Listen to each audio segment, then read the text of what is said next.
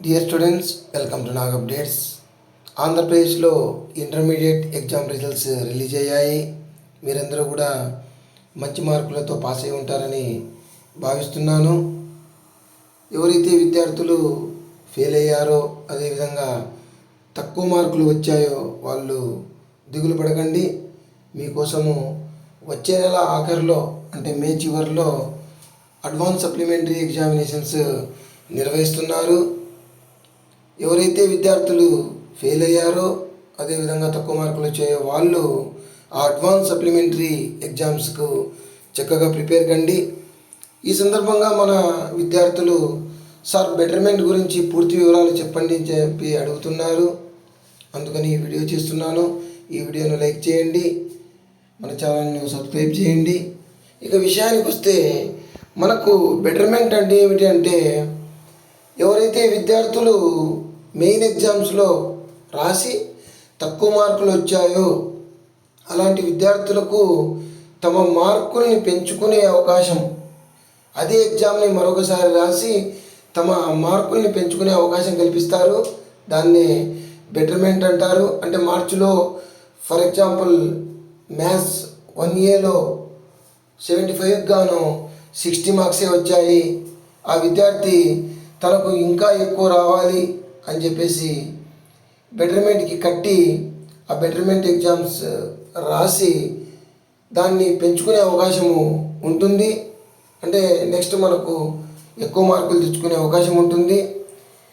ఎవరు రాయాలి అంటే, మనకు ఎవరైతే విద్యార్థులు ఫస్ట్ ఇయర్ మార్క్స్ తక్కువగా వచ్చాయో, అంటే పాస్ అయ్యి ఉంటారు కానీ మార్క్స్ తక్కువగా వచ్చి ఉంటాయి, వాళ్ళు అనుకున్న దానికంటే తక్కువగా వచ్చి ఉంటాయి, వాటిని పెంచుకునడం కోసము వాళ్ళు రాయాల్సి ఉంటుంది.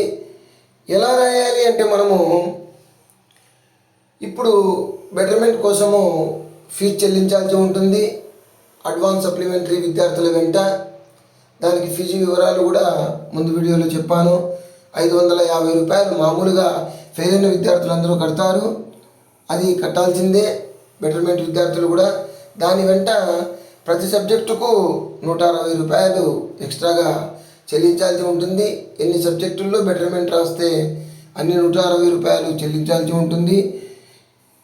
ఎలా రాయాలి, ఎప్పుడు రాయాలి అంటే, ఇవి సపరేట్గా ఏమి ఎగ్జామ్స్ పెట్టరు.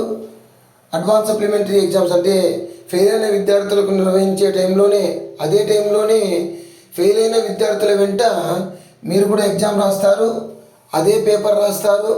ఫర్ ఎగ్జాంపుల్ మ్యాథ్స్ 1A ఒక విద్యార్థి ఫెయిల్ అయ్యాడు, ఒక విద్యార్థి ఇంప్రూవ్మెంట్ రాస్తున్నాడు, వాళ్ళిద్దరికీ ఒకే పేపరే ఉంటుంది.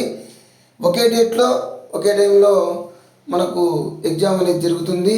అంటే సప్లిమెంటరీ రాసే వాళ్ళ వెంటనే బెటర్మెంట్ వాళ్ళు కూడా రాస్తారు. ఏ మార్కులు తీసుకుంటారు అని చెప్పేసి అడుగుతున్నారు. ఇది ఖచ్చితంగా మీకు 2 రాసింటారు కదా, మార్చిలో సెషన్ రాసింటారు, తర్వాత మేలో సెషన్ రాస్తారు.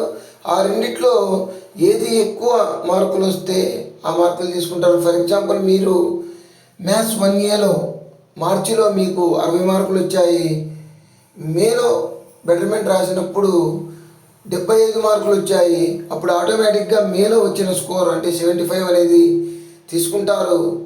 ఒకవేళ మీకు మార్చిలో 60 వచ్చి మనకు మేలో 55 వస్తే ఆ 55 తీసుకోరు, 60 మార్కులే తీసుకుంటారు. సో దాని గురించి చాలా విద్యార్థులు టెన్షన్ పడి అడుగుతున్నారు. పొరపాటున బెటర్మెంట్లో తక్కువ మార్కులు వస్తే ఇబ్బంది కదా సార్, ఆ తక్కువ మార్కులే తీసుకుంటారంటే అలా జరగదు. ఖచ్చితంగా ఆ రెండిట్లో ఏదైతే మంచి స్కోరో అది మాత్రమే తీసుకుంటారు. కాబట్టి ధైర్యంగా మీరు రాయండి. ఏ మార్కులు బెటర్గా ఉంటే వాటినే తీసుకుంటారు. ఒకవేళ తక్కువగా వస్తే వాటిని వదిలేసి ముందు వచ్చిన మార్కులు ఇస్తారు. సో ఇది మనకు బెటర్మెంట్ గురించి. సో ఎవరైతే విద్యార్థులు ఫస్ట్ ఇయర్లో తక్కువ మార్కులు వచ్చాయని భావిస్తున్నారో వాళ్ళు బెటర్మెంట్కి కట్టేసి 18వ తేదీ నుంచి ఫీజు చెల్లించాల్సి ఉంటుంది. మీరు ఫీజు చెల్లించి దాన్ని చక్కగా ప్రిపేర్ కండి. All the best to you. Please like, share and subscribe my channel. Thank you.